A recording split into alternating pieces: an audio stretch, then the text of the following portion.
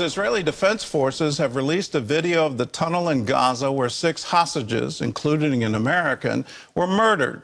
Hamas executed them just before Israeli soldiers arrived to rescue them. Chris Mitchell brings us that story from Jerusalem. We're going to go down into the tunnel shaft 20 meters below where the hostages were murdered. Chief IDF spokesman Rear Admiral Daniel Hagari described the scene. They were here in this tunnel in horrific conditions where there is no air to breathe, where you cannot stand.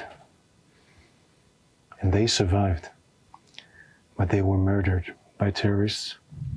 This is their blood. This is the blood of Hirsch, Eden, Carmel, Ori, Almog, and Alex.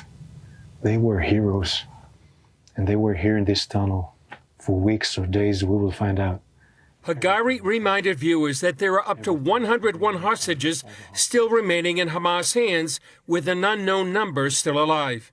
In a videotaped message, Israeli Prime Minister Benjamin Netanyahu said he is doing everything he can to return the hostages and win the war.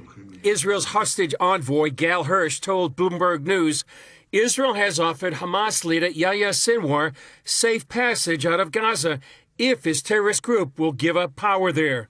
That could lead to freedom for the rest of the hostages and the end of the war. Meanwhile, Netanyahu is blasting an international criminal court prosecutor after he urged the court this week to immediately issue arrest warrants for Netanyahu and his defense minister for war crimes in Gaza. Netanyahu calling that, quote, pure anti-Semitism for its own sake and moral disgrace of the First Order, saying the court's proceedings are, quote, politically biased. But a different action Tuesday from Switzerland's lower house of parliament, which voted to immediately suspend funding for UNRWA, the United Nations Relief and Works Agency.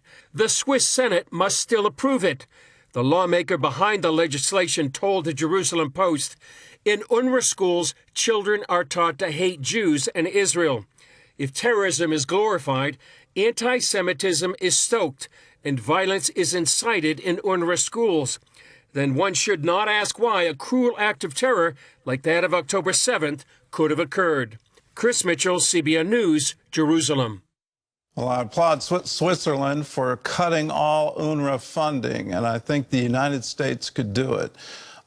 President Trump cut UNRWA funding, said we're not going to support this group. What they're doing is educating Palestinian children in hate. They're educating them to destroy Israelis, to kill Jews, and our taxpayer dollars shouldn't go into that. In the first week of Biden's presidency, he restored that funding, and it's just amazing to me that it's still in place. That needs to be job number one. Can we stop funding terrorism, and can we stop it today? What makes Israel so special? How has Israel overcome history's greatest challenges to not just survive, but thrive?